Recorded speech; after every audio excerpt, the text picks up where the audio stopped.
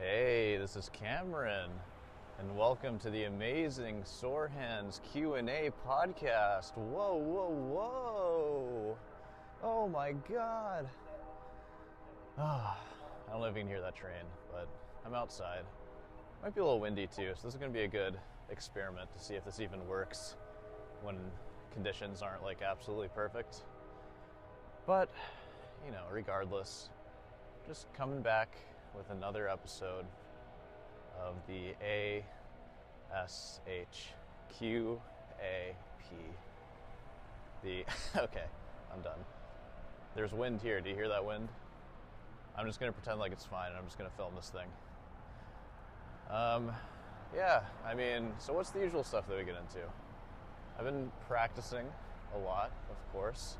Man, it's a little different filming this outside. I think in the last one that I filmed, I felt a bit more comfortable and I could be like a bit louder.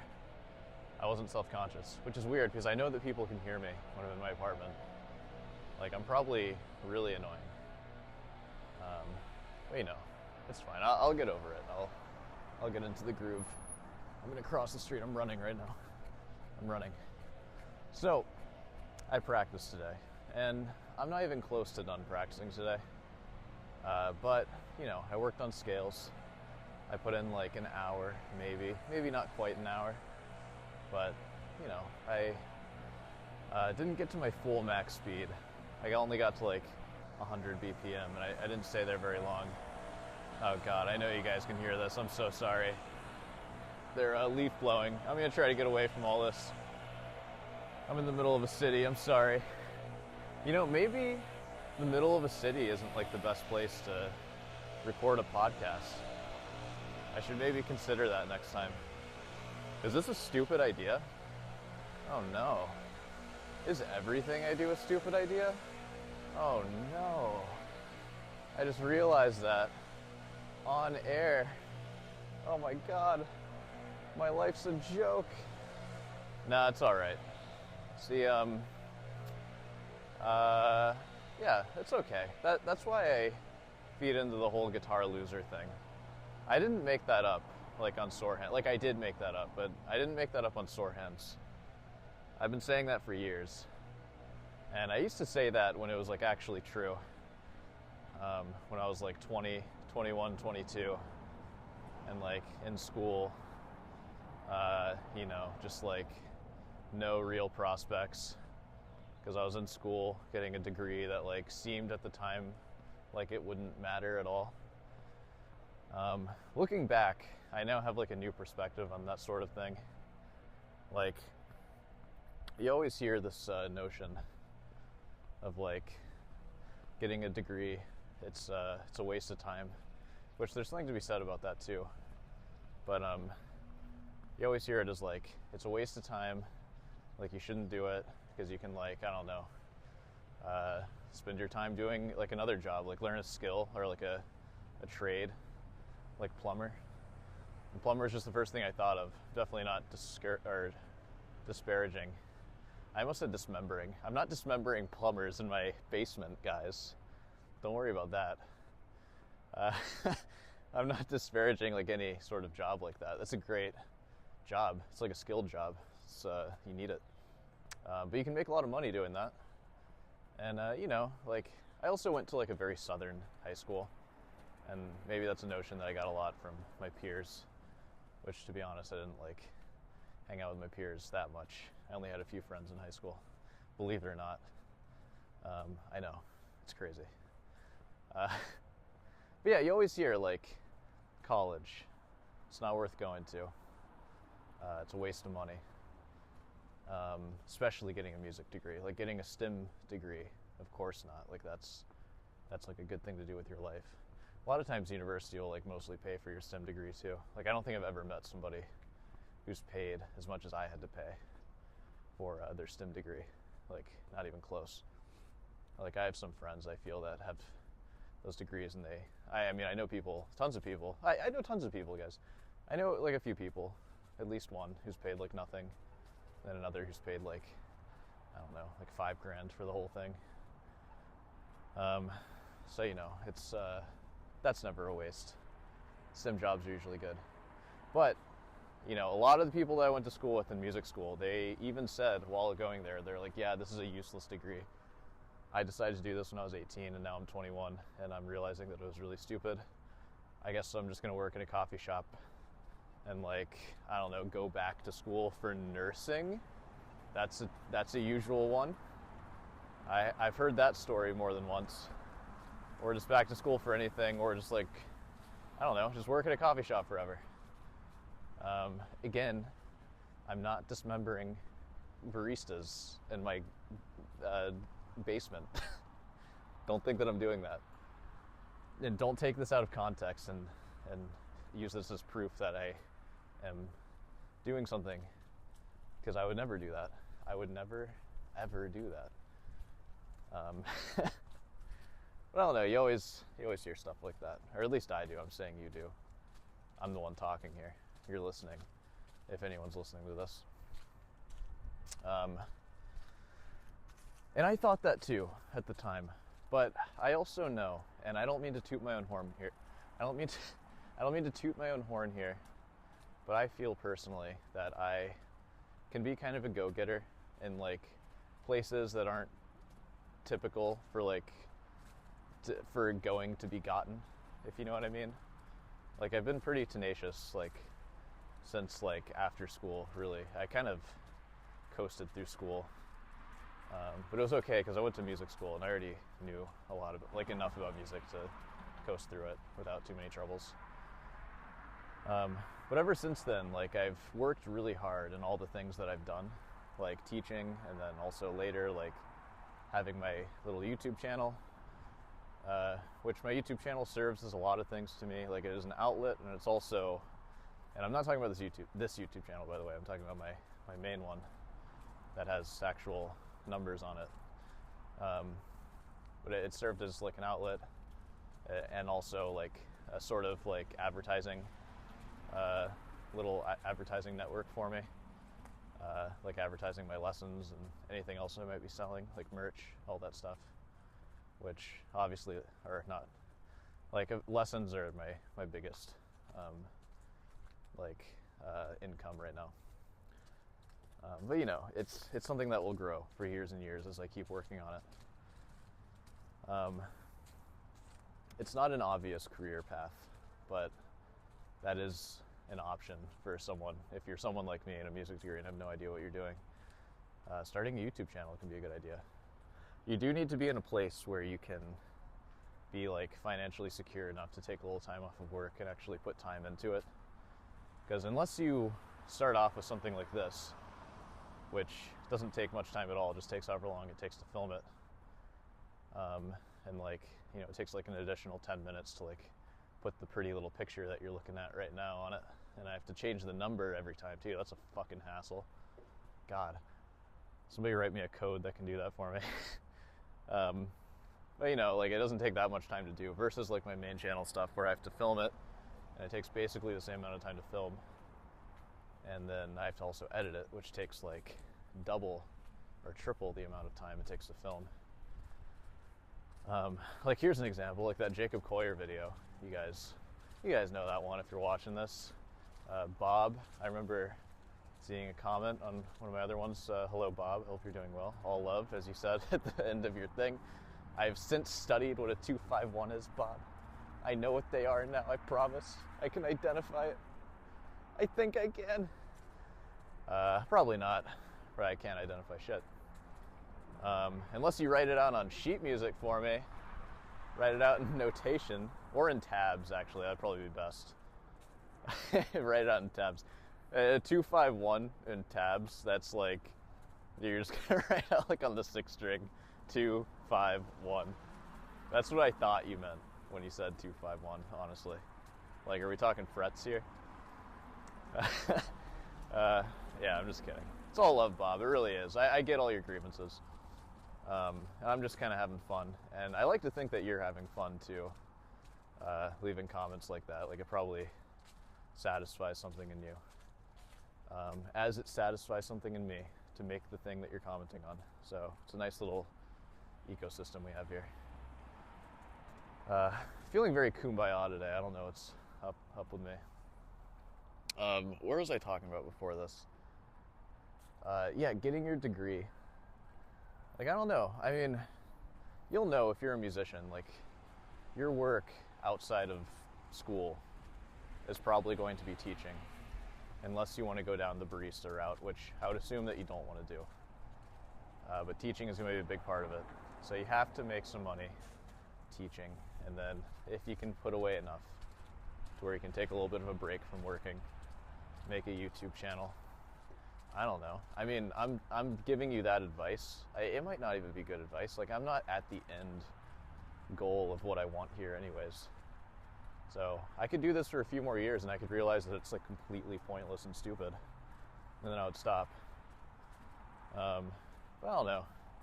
I've always wanted to have a YouTube channel, so I'm kind of living my own little dream right now, and that's fun. And I've also wanted to be like ever since I was a kid, I always wanted to be a comedian too, and I've been using my YouTube channel to sort of fulfill that. So, you know, it's all just my own little personal dream. Anyways, yeah, so, you know, your degree. Oh God, sorry, it's noisy. Your degree. Like, I'll say this. I think there are like two different kinds of jobs out there, right? I'm just saying two because that's what I have in my mind right now. The first kind are jobs where people, they're like in-demand jobs, as in like they have titles. Like, I don't know, teacher. That's a bad example because that's kind of what I am. Software developer, job title, anything like that. And those positions exist before you go to college, before you get your degree to fill those positions. There are requirements to fill those positions. And you're looking for a boss that will hire you for that position. And I think those kind of jobs, they don't take that much creativity. They just kind of, like, to get them, I mean, because the job already exists, right? Like, at least in an abstract sense. Like the job of like mechanical engineer, whatever you do with that degree. You're an engineer for a company. You know, the job of surgeon, like whatever specialty of surgeon you pick, that job already exists. We need them. And again, I'm not belittling those jobs, like, nor can I, because whoever works those are doing way better than I am. But it doesn't take that much like outside of the box thinking to land a job like that. All you need are first the brains to actually get a degree to qualify you for a job, and you have to be in a position where you can go to college to get that degree, which, I mean, in a lot of the cases, I think it's just if you're smart enough. Yeah, somebody yelling. Don't worry, nothing will shut this podcast down. I don't know if you guys could hear that yelling. And I forget what the other reasons are, what the other things that you need to get the job, but you know, it's just less like it's less out of the box thinking to land that. And then there's the kind of job that, you know, like it exists, like YouTuber, for example, or like guitar teacher, or at least like independent guitar teacher. Like that job exists, but I didn't get that job from anybody. I had to sort of forge that job out of thin air, and I forged it like using my degree as credentials, and also using my own like I put together like a lesson plan that I like advertised on a website that wasn't YouTube. This was before then, and it was convincing enough to get people to sign up to take guitar lessons with me. Those are things that I got from my degree. So I very much used my degree because I am really convinced that I would not have been able to do that without it, because I did not know like much of anything that I knew after the degree. Like I had a clear idea of how to set something up like that because of it. But nobody told me to do that in my degree. Like nobody helped me like decide to do that. Like I sort of had to figure that out. It took out of the box thinking. And I think anything that you pursue in this world, like any sort of passion, anything like that, with some out of the box thinking, you can, I think, figure out how to turn it into a career, at least to some degree, or at least like a supplemental income sort of situation. But it does require out of the box thinking, And if you're pessimistic and you know, aren't willing to like do a little like field work to figure that out, it's maybe not going to come to you. And that's something that I pride myself on. Like I think that I'm good at doing that kind of field work and like figuring out like stuff like this. There's lots of things that I'm not so good at figuring out. But I think like sharing what I do and connecting with people is something that I can do, which is good. I think anybody can do that, really. You just have to be willing to try it. Yeah. And I've done that in like many ways, like, you know, mainly through finding my teaching and my students in the studio, and then like later on YouTube. And now my next endeavor, which is this thing, the epic podcast, the amazing podcast. All right, is that enough of a preamble for you? Yeah, it's been like 16 minutes. Is there anything else we can talk about before I move on to the comment questions? Sorry, I had to swallow some mucus. I hope it's not too noisy out here. And it's weird. I'm walking around outside right now and I actually feel way less out of breath. Maybe it's the fresh city air that I'm breathing in that makes me feel good. And, you know, recording this outside is kind of interesting too, because I'm trying to stay a block away from like any one person, because I'll get really self-conscious otherwise. And so it requires a lot of like maneuvering. I probably look a little shady with how I'm walking around. But I'm constantly like looking for people and then trying to avoid them. So, you know, it's kind of interesting. Like I'm choosing to walk on the street right now in order to avoid walking towards other people. But yeah. So, how's your practice going along? You've been working on a lot of stuff? Post in the comments if you made it this far. Like, what music are you working on? If you care to share, please share. I'd love to hear it. Oh yeah, and I think maybe like there's not really any comments other than Bob so far on any of these videos, and then like a few others from the first, but one of them's my girlfriend, the other is from Sor Hands, so you know, it doesn't really count. But you know, what was I saying? That this is just like nobody's commenting? Yes, leave some comments. I don't know if you're watching it. Tell me what you're working on. Okay. All right, once I get out of the street here, I'm going to start going into some comment questions in a video. But I do need to get out of the street first. Hear that noise? Beep, beep. Ah, this could be a good place to do it, maybe. I could use a little more isolation. Let's see. Ah, fuck it. Well, actually, hold on. I'm trying to decide where to go. I'm really sorry. This is a big waste of your time. Let me get to the comments. Okay, good. I'm crossing the street now. I'll go ahead and open up the YouTube app while I'm walking. All right. I mean, just a little updates. Man, those Jacob Coyer videos, those have been popping off. Right now it's like a YouTube goal of mine to get a long form video to cross 10,000 views, because I've never done that before. And right now this one's approaching 7,000 and it's only the second day. So I'm thinking this one might be the one to do that. So that's kind of exciting. Yeah.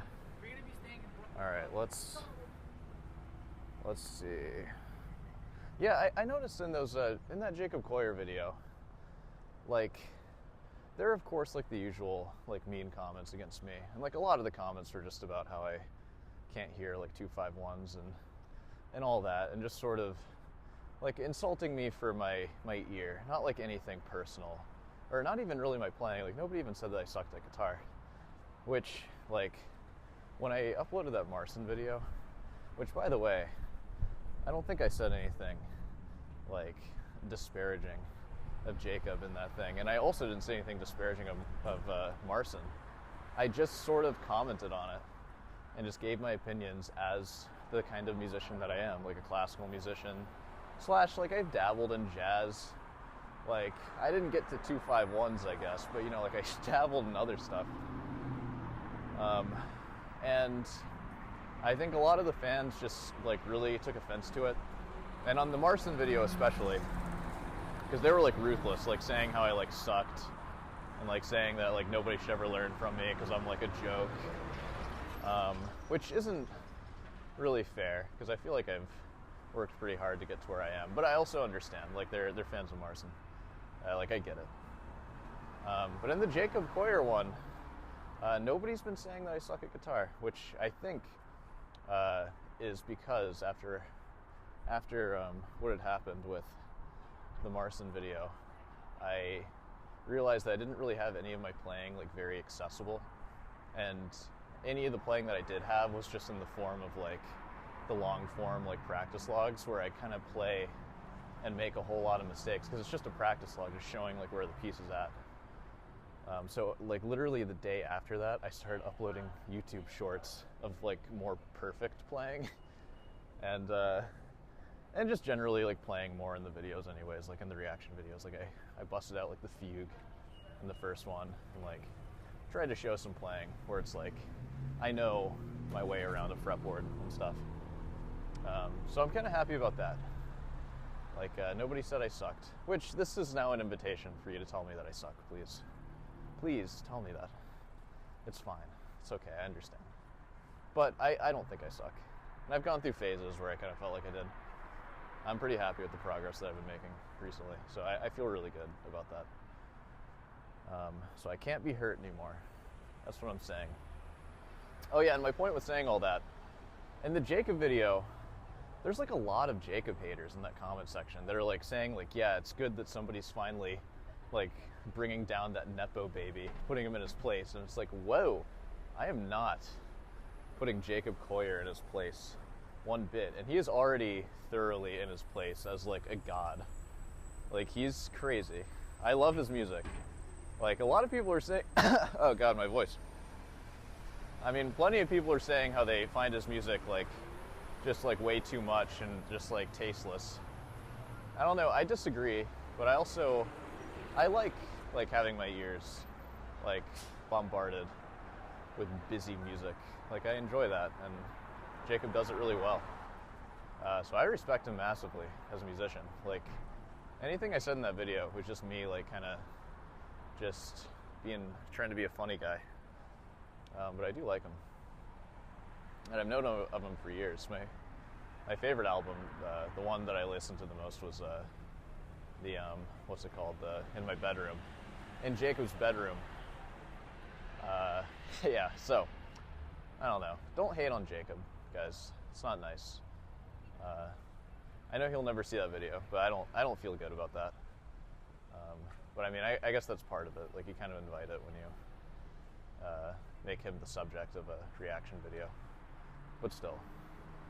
Anyways, let's take a look at one of my videos, and we'll go through all the comments that I care to read, and we'll see where we're at with that one. So I uploaded a video today.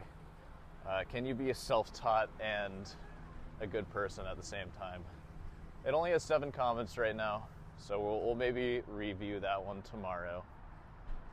We did the intermediate rut one last time. Memorize your music fast, clickbait. That'll be a good one. Let's take a look at that. That one has 700 views. It has, how many comments? 21 comments. I don't think I replied to very many of them. So there should be some good stuff to look into there. Oh, look at this. This one is from R. Akranov. Another great lesson, though you shouldn't have to be in the class. Oh, all right, so, yeah, this one's talking about, I just started reading it without actually proofreading it. But this is a comment referencing me filming in my girlfriend's closet, which I mentioned in episode 1. I have a girlfriend. I'm also openly bisexual, so I'm not in the closet, by the way. Just so you know, but I'll read your comment anyways. Another great lesson that you shouldn't have to be in the closet about your guitar playing. Oh, we're talking about guitar playing. Whoops, sorry. I'm straight, guys. I don't know what the papa. Be loud and proud about it. Okay, we're fully in support of your classical lifestyle choices. I appreciate that. And again, I'm reading this. Don't take that as me disparaging the queer community, because I'm a part of it. Fuck you. All right. Oh God, dude. This guy right here. I'm gonna have like a whole episode on Kevin. But this guy Kevin, who like has a picture of himself and he's all like shredded. He has like his abs popping out and stuff. And he leaves some comments that are like freaking crazy. But oh man, I want to try to find. Now I'm gonna get to. I'm gonna do a whole episode on yours, but I want to have them all in a row because they like. There's like I don't know. There's like story to them, and he's kind of a triumphant commenter. Like he'll talk about like how like we need to be like warriors and like girls like when like guys like us are like strong and warriors. You got to relate with them too, though. And talk about like Barbies and shit. He goes so many places. It's amazing. And we're gonna get to that. But you have a long ass comment. I'm not gonna read it yet. You're getting your own podcast episode, Kevin. Don't worry. I will talk about you. Oh, and this is Kevin Bueno Art by Wave, by the way, not Kevin Maillet. Kevin Maillet, friend of the channel. He's been around way longer. What's up, Kevin? How's it going? Hope you're doing well. He said, question. I know you said it before, but who was the luthier who built your guitar? She is a beauty. Thank you. My luthier is Timothy Stice. You can find his website. You can just search his name, and he's the first thing that comes up. And yeah, that guitar is very, very pretty. Like, you can't really truly appreciate it over a video, I think. And I don't really have any like great pictures of it. But in real life, like at certain angles with the light, you can see how the like tiger claw shimmers on the soundboard. And like the Brazilian rosewood, like the texture is so deep in it. It's very good. And I gotta say, like when I first got it, like it was a little quiet and a little close sounding, and I was a little like, oh, okay. But since playing it, and also I've been using a little vibrator thing that Jay, friend of the channel, he mailed a vibrator to me, and I use it all the time. And you put it on the guitar strings, and it vibrates it all night long, and it's supposed to open up the soundboard. I've been doing that, and I've also just been playing the shit out of it. Like I play it like for hours every day, and I haven't even changed the strings yet, really. Like I did change them once or twice actually initially because he had hard tension on, and then I switched to medium and then immediately back to hard. So I didn't really let the strings ever die. But right now the strings are pretty dead, and even with the strings being dead, it sounds better and more like vibrant to me than when I first got it. So I imagine that when I finally do change the strings again, it's just gonna like explode, I bet. So I'm really excited about that. Yeah, and Tim, he warned me too. It's like it's a brand new like cedar or a spruce top guitar, I mean. So it's gonna be like closed. It's gonna sound very like closed and nasally, like to start off, but it'll open up. And he was right. It's already opened up, and it's only been like 2 months. So it's really good. Yeah, but Timothy Stice, he's great. He for like a high quality guitar, like a professional instrument, I think you can get his single tops. I think you saw them for like it was $4,500 or like $5,000. I think $4,500 without a BAM case, but like a BAM case, it's like $1,000 case. So he'll give you that plus a professional instrument for like 5 G's, which I know is a lot, but I mean, it's either that or like buy a Cordoba C12 for $2,200 with a $200 case, you know, or you can spend double that and get a professional instrument from Tim Stice, and you like know your luthier too, you know, like you can like ship it to him to like repolish it, like whenever it's time to repolish it, like you know the guy. If you have questions about it, you can like message him. It's really nice. He's also a really cool dude too. But yeah, so that Kevin is who made my guitar, Timothy Stice. And yeah, I'm really happy with it so far. It's all playing great. And it's really cool. The neck, he asked me if I wanted like sort of like a less finished neck, and I just sort of on a whim said like, yeah, sure, why not? And I love how the neck feels, because you can feel like the wood grain. And there's a little bit of polish, but not very much. And it feels like you're kind of holding a tree or something. Like, it feels really good. Versus the Cordoba that kind of feels like this shellacked, like, feels like the side of a car or something. Like, it's definitely preferred. So, you know, something to think about if you're getting a custom guitar built. Stephen Borenfeld, he said, am I the only one who wonders what the Do Not Destroy box in his GF's closet? What's in the box? It's definitely not dismembered plumbers and baristas. It's definitely not that. Do not destroy. James Alexander, friend of the channel. Everybody I'm mentioning is friend of the channel. I will make the distinction if there is not a friend of the channel being talked about. Don't worry, but James Alexander, friend of the channel. When we got to the closet, I thought this was going to be a whole different direction, or I thought this was going a whole different direction. What, do you think you're going to get dismembered? Don't worry, James, you're not a plumber or a barista, or you might be. Ooh, don't tell me. Don't tell me, dude. I'm better off not knowing that information. Canadian Divergent. I'm just kind of reading these without proofreading them. Canadian Divergent, friend of the channel. Longtime friend of the channel. How's it going, man? Hope your cello / trumpet / guitar. You play guitar as well. I know you play all those instruments. I think cello is your main one right now. And it's a damn shame, because you should be playing guitar, but it's okay. I forgive you. He said, oh crap, clickbaited again. I did mention clickbait in the title. Memorize your music fast, and then I put asterisk, clickbait, asterisk. So you kind of walked into that one, my man. Like I tried to warn you. Doe, cello is hard to understand theory too. Yeah, I can imagine. I play cello a little bit. Like, I know how to read music on it. I'm not very good. I'm very bad, in fact. Like, I play probably at like a middle school level, like a good middle schooler though. And I mean, I have the ear of someone like a really, really good middle schooler. I have the ear of like Jacob Collier when he was in middle school, or probably not actually, probably way worse, because he has perfect pitch. I imagine he had it in middle school. Even without perfect pitch, his ear in middle school is still better than mine now. But that's okay. You don't need Jacob Collier's ear to enjoy and make amazing music. You really don't. So it's okay. Don't worry about it. I'm not worried.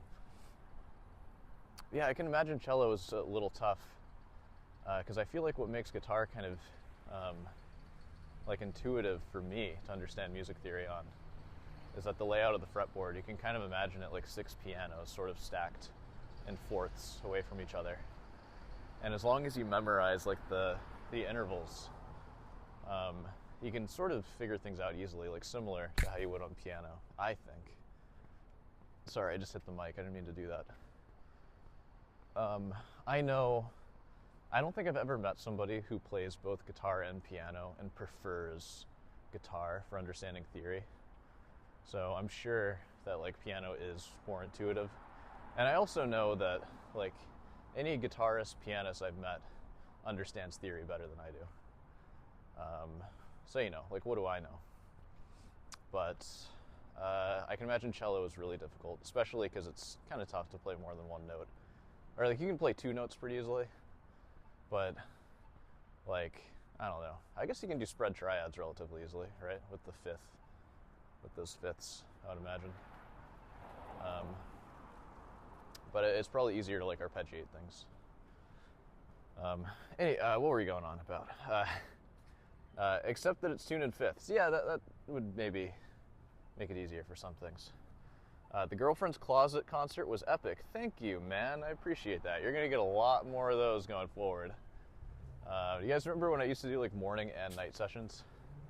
I do not have time to do night sessions anymore because I have a girlfriend, and that like you got to get real creative if you want to keep your practice routine up and have a girlfriend.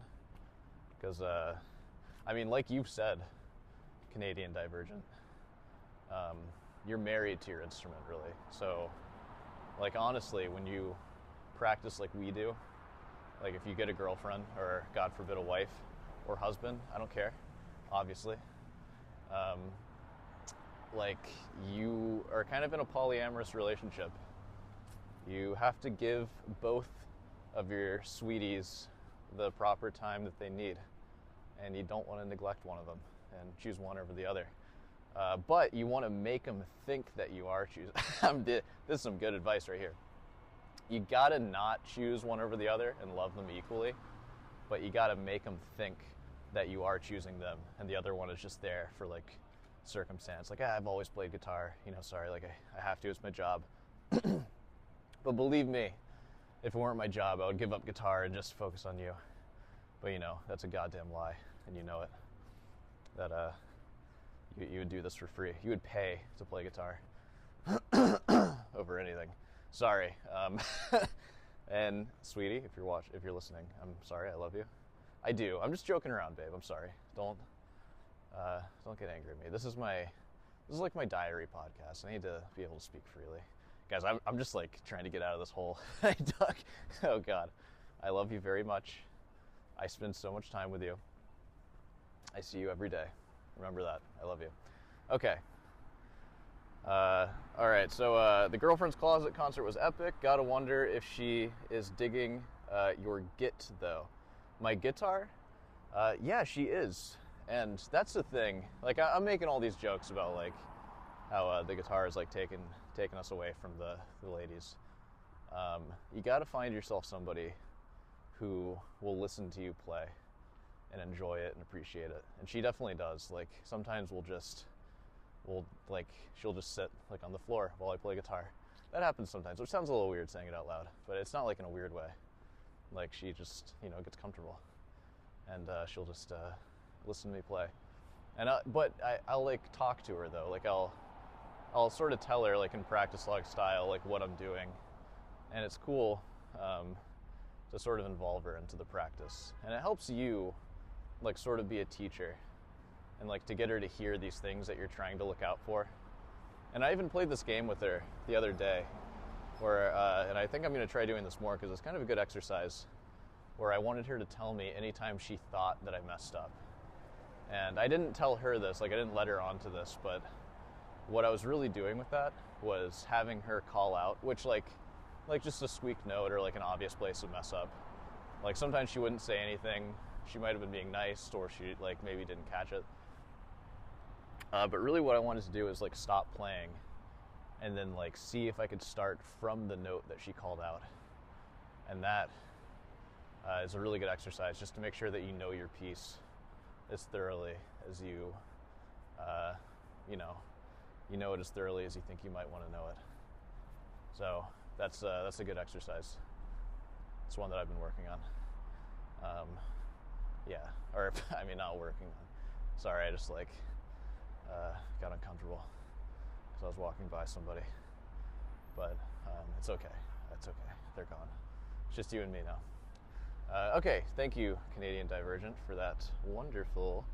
Well, it wasn't even a question really, except for if she's digging my guitar. Yes, she is, and I dig stuff that she does too. We won't get into that for privacy, but that sounded weird.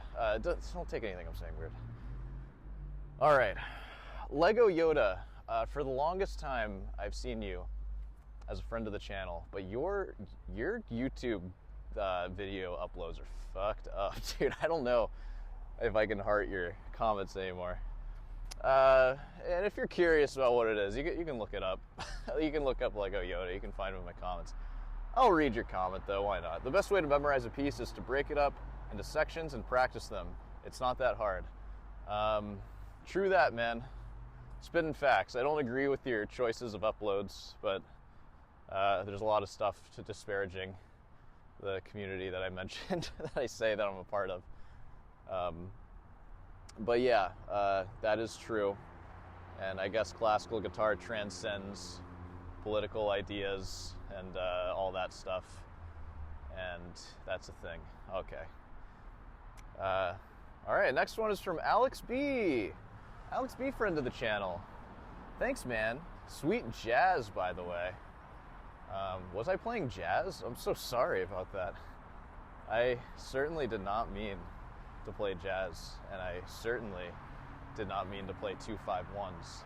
And even if I did, I wouldn't know that I'm playing that, because I don't know what that is, other than playing 2-5-1 frets, or maybe even 2-5-1 string, which is a vibe.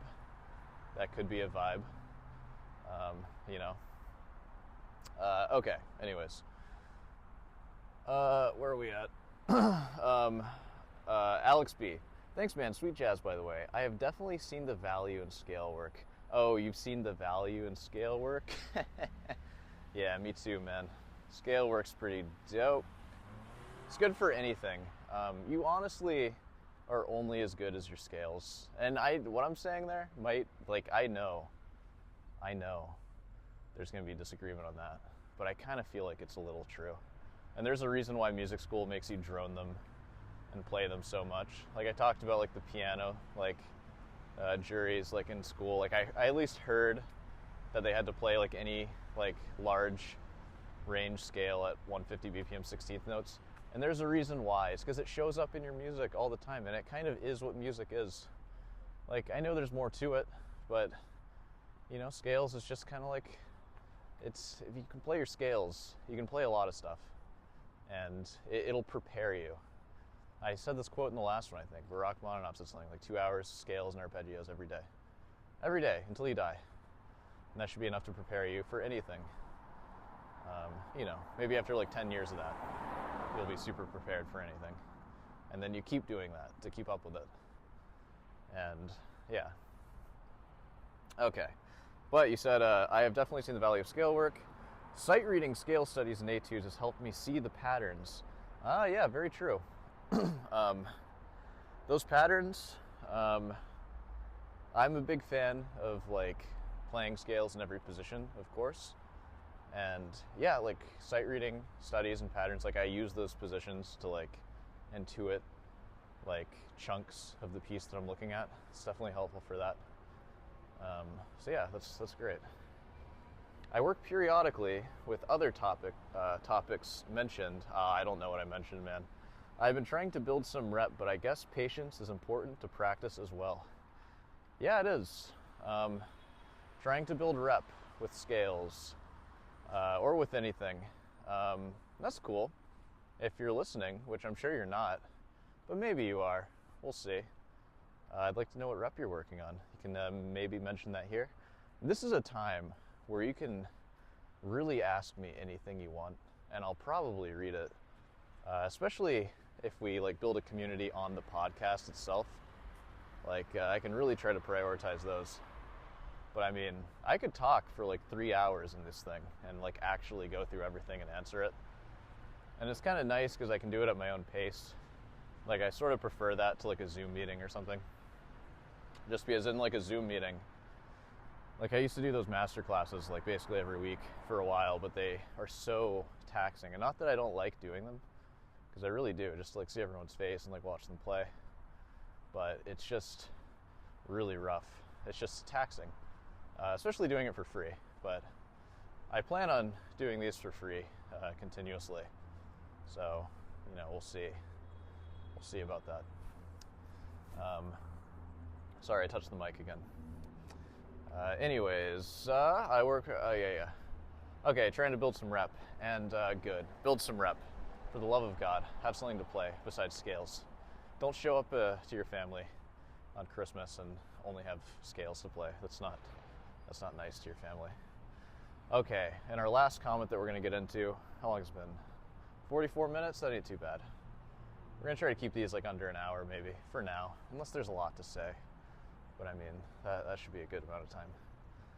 We said, related to your clickbait, which was memorizing music, I've always naturally memorized music. Oh, and this is Jonathan, DM3PT. What's up, friend of the channel? I've always naturally memorized music very easily on guitar and piano. Go fuck yourself. I'm just kidding. I'm sorry. I didn't mean that at all. I'm really sorry. You're a friend of the channel. Um, you're just bragging though. You're bragging that you can memorize music fast. Good for you. I'm joking around. It's meant my sight reading has never dropped. It's meant my sight reading has never developed very well. Okay, so you're kind of, there's the trade-off there. You're saying that you memorize quickly because your sight reading isn't that great. My sight reading's not that great either, and I think that's a very common thing for classical guitarists, especially because I would bet that a lot of us, like most of us, probably didn't start with classical guitar, and we almost certainly, unless you're one of my students, because I make all of my students learn how to sight read, unless they're adults, like all my kid students, of course. Doesn't matter what kind of music they're playing, they all sight read. So I take pride in knowing that there's just a generation of youth all around the world right now, around 300 of them, that can range from somewhat to pretty comfortably read at least the open position of the guitar, standard notation. And I feel like that's kind of a rare thing, and I've sort of perpetuated the colonization of the West with that. And I'm happy about it. I have no regrets, and I'll keep doing it. 300 so far. But yeah, I would bet that you didn't start with it. I definitely didn't start with it. So, our playing and memory skills will probably always be a little better. And that's just a common thing, It's been my sight reading. Yeah. Memorizing is sometimes seen as a good thing, and there are benefits, but I'd love to improve my ability to actually read from the page. It feels like my ears are better than my eyes. Enjoyed the vid. Great channel. I'm sorry I said to go fuck yourself. I didn't mean... I'm so sorry, man. I didn't mean that at all. Anytime I say that to anybody, I'm just screwing around. This is the Screw Around podcast. I'm being so apologetic right now. I'm sorry. I'm so sorry, man. Memory is definitely good. I think when you're performing on the classical guitar, memory... I personally want to see a memorized performance over one that's being sight read in the moment. Or not even sight read, but where you're relying on the music to remember, like the sheet music to remember the music to play. I don't like that. I think that there's like situations where that's okay. Maybe like a concerto, and especially like the symphony, like they're not required to really memorize anything. You just have your sheet music. But when you're putting on a solo performance, I don't know, like, maybe this is a thing. Is it, somebody comment if you know, but I'm just like talking out of my ass now. Is it expected for a conductor to memorize the symphony that they're about to conduct?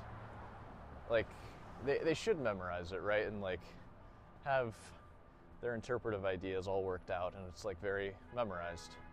Now, at least that's what like great conductors would do, I think. I could be wrong if it's like a normal thing to not memorize your score. Please let me know, but I'm pretty sure it is. And when you're playing classical guitar, you are being a conductor, and you are being the symphony itself. I know that it's like that old like cliche Segovia thing, like guitar is a symphony, but it really is. It's like the smallest symphony ever. It's this tiny little symphony box, and you are being the conductor of it. And it's going to come out as well as you know the score. And if you have to try to remember how the score goes, your symphony is just going to sound shitty. So, I will always prefer a memorized piece. If you're like a solo piece on classical guitar. With an ensemble, it's a little different, because you're part of an ensemble. I feel that that's more forgivable and like kind of expected. But yeah, that's my 2 cents on that. So I mean, I think you got it going on, man. That was Jonathan, and then we have we have Kevin, Art by Wave. We're gonna have a whole episode on you, man. Don't worry. But you replied to him. I read from paper, but it's usually tab. God damn it, Kevin. We need to get you on sheet music, man. No, we're not doing that. What I do is chunk life if it was reading off combo list in Mortal Kombat. Oh, I see. So you think back to Mortal Kombat. That's interesting that you say that, Kevin. Because I believe, personally, like just my experience, like with discovering what drives me and what motivates me on guitar, I think that drive to like continuously be better, and especially to compete with other people, because I compete with other people on guitar. Like I'm always comparing myself to, I mean, first the greatest, and then also just the people around me. Like I just want to know where I stand, and it motivates me.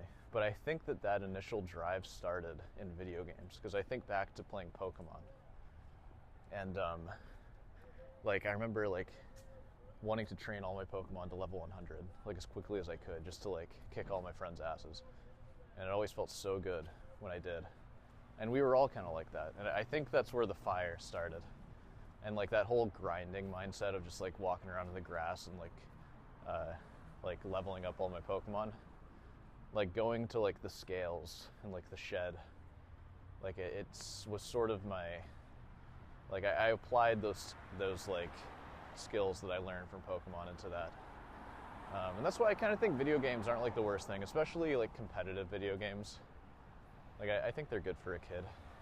We'll talk more about that later. I've talked about that pretty extensively on the main show. You might know if you've watched. Which I know all of you have, because all of you are commenting on my main show. But that particular episode, I'll talk more about it later. So yeah, Kevin. Yeah, good stuff, Kevin. Your comments are always wonderful. Again, you're getting your own episode soon. And then Jonathan, you replied back, I'm not sure about the Mortal Kombat reference, but nice one. Yeah. Jonathan, you don't have to get it. Kevin and I get it, don't worry. And then he said, Kevin replied, don't mind me, I only know 8 bars of music. Yeah. But what an 8 bars it was. I'm sure you killed those 8 bars. But it's very easy to memorize. The bits are just like button presses in the game. You just string a series of key strokes together. Think about them as scales that can be divided, say, into 4 chunks or groups. Yeah, dude, facts. That's how it works. So you got the right idea there. Just keep doing that. But you know, definitely work on memory and reading. And I highly recommend Kevin, because I think I remember you saying, and Kevin, Art by Wave, I remember you saying that you've been playing for like 6 months or so, and you're like kind of fresh into the game. I highly recommend that you just start thinking about learning sheet music. And I remember that you talked about like alternate picking, so I assume that you don't fully just play classical, but you probably also play like electric or something, or acoustic or whatever. And keep reading that by tab. That's totally fine.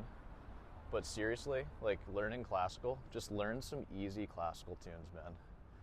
And learn them with sheet music. And they can be super easy. Like start with Sor Opus 60, like the first one, and just decipher it. And don't go past the 3rd fret for anything. And you'll see memorizing up to the 3rd fret, it's not that bad. Like, you know the names of the strings already? Like, you just need to like figure out the whole steps and half steps just up to the 3rd fret on each string, and then recognizing it on paper, and then move on to number 2, number 3, and 1, 2, and 3. Like once you can play those like decently well, like you can read in the open position in C major at that point. So that is your homework, my friend, for classical. Like for everything else, keep doing what you're doing. You're doing great. You're working on alternate picking and stuff. That's wonderful.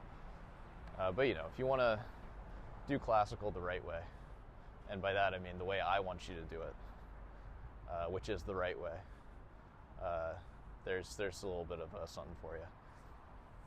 All right, well that covers all the comments on that video. And I think we're getting at a place where we can pretty much wrap this one up.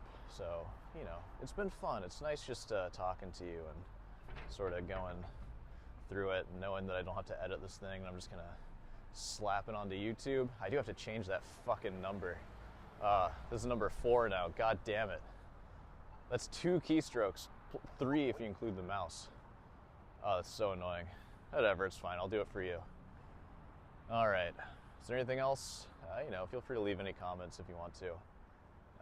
I can elaborate on everything further. I have all the time in the world when I do these because I'll just, edit it. Or not edit it, but just say it. Doesn't take very long at all. All right. Well, if you made it this far, be sure to subscribe and all that. And yeah, I'll see you in the next one.